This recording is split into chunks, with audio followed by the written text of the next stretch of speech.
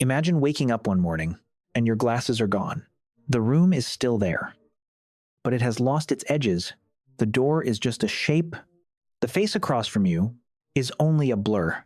Your phone becomes useless unless you hold it close to your nose. Now imagine there is no eye doctor, no prescription, no replacement pair, no contact lenses, no surgery. This is not one bad morning. This is your entire life. For us, blurry vision is usually a problem with a quick solution. You walk into a clinic, you read letters on a chart, a doctor gives you a prescription. A few days later, the world has edges again. But in the past, bad eyesight was not corrected in minutes. It could shape an entire lifetime. A child who could not see far might never become a hunter. An older woman who could no longer see close details might stop sewing, carving, or reading. A worker who missed small signs could be seen as careless, weak, or slow. A blurry world did not just make life harder, it made life smaller. So what did people actually do before glasses existed? What happened to the child who could not see the animal moving at the edge of the field? What happened to the old man whose hands still knew how to carve, but whose eyes could no longer follow the blade? What happened to the scholar when the words on the page slowly turned into fog? The answer was not the same for everyone.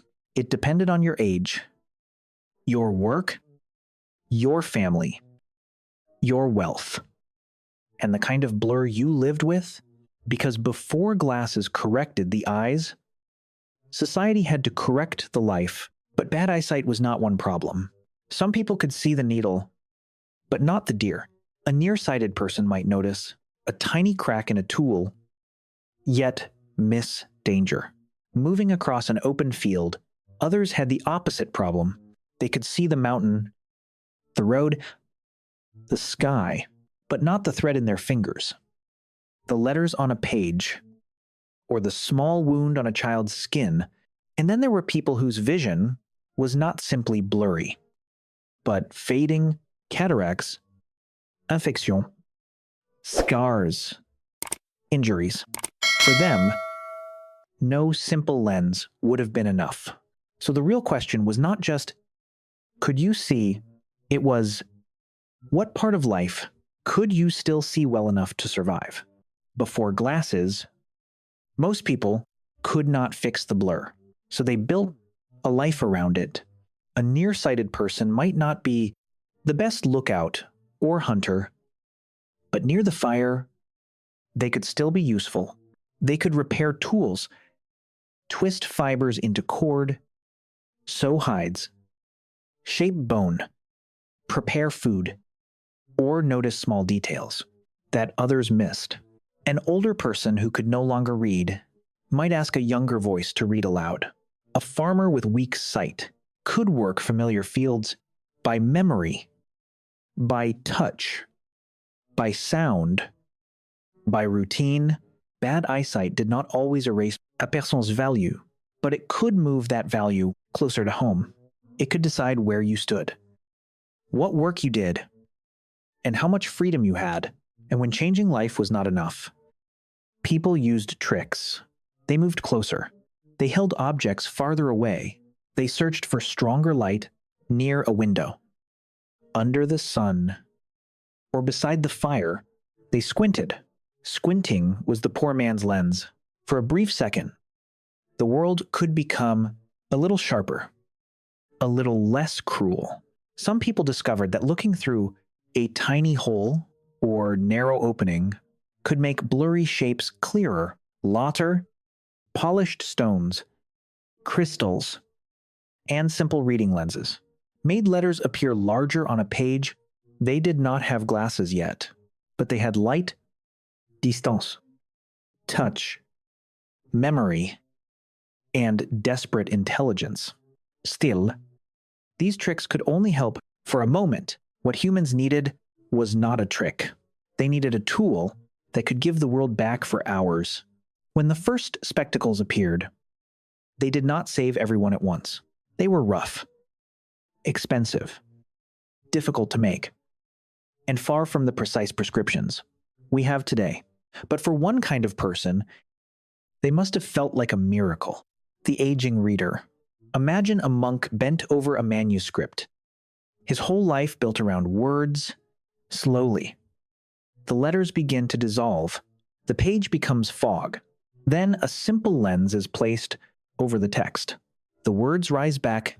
It was not just vision returning, it was purpose returning. But a miracle for one person was not a miracle for everyone. The invention of glasses did not end blurry lives overnight. A tool can exist and still be out of reach. Scholars, monks, merchants, and the wealthy were more likely to touch this new world of lenses first. But poor farmers, laborers, rural families, and children might still live their entire lives inside the blur. A boy who could not see distant signs might not be called nearsighted. He might be called careless. A girl who struggled to copy letters might not be tested. She might be called slow. No one may have realized that the world they saw was not the world everyone else saw. For millions, life simply stayed harder. And this is where the past becomes uncomfortable. You lose your glasses and panic. For one morning, they lived inside that blur for years. You get a prescription. They got a smaller roll. You increase the brightness on a screen. They moved closer to the fire. You ask an eye doctor, what is wrong? They may have asked a child to read the words. They could no longer see. You replace a lens. They may have replaced a dream, because bad eyesight was never only about sharpness. It was about permission to read, to work, to travel, to be trusted, to keep going. Modern glasses do more than sharpen vision. They protect possibility. Maybe glasses were never just about sight. Maybe they were about returning people to the lives they were slowly losing.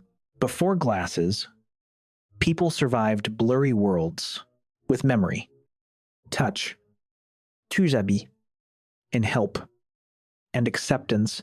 Some adapted, some were misunderstood, some lost work, reading, status, or independence, long before their minds were finished. Then one small lens began to change everything. An old reader could return to the page. A craftsman could keep his hands useful. A child could discover that leaves had edges, faces had expressions, and the world was sharper than he had ever known. Before glasses, people adapted to blur. After glasses, blur had to adapt to people. If glasses disappeared tomorrow, how much of your life would disappear with them?